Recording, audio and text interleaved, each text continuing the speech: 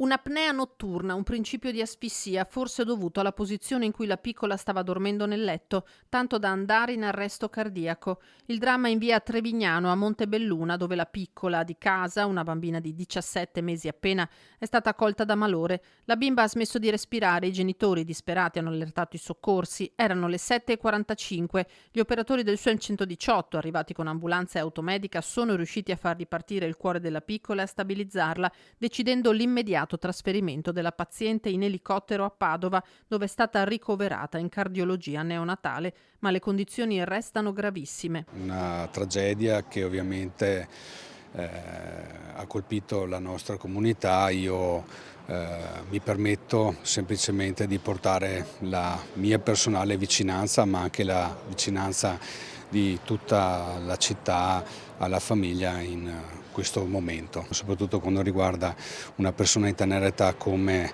in questa situazione. Credo che l'amministrazione questo sia il minimo che insomma, può fare, noi siamo a disposizione. La bambina è la minore dei 3 figli di una coppia di origini nigeriane. La piccola è nata prematura e non è da escludere che il malore che l'ha colpita sia collegato a problematiche di salute pregresse.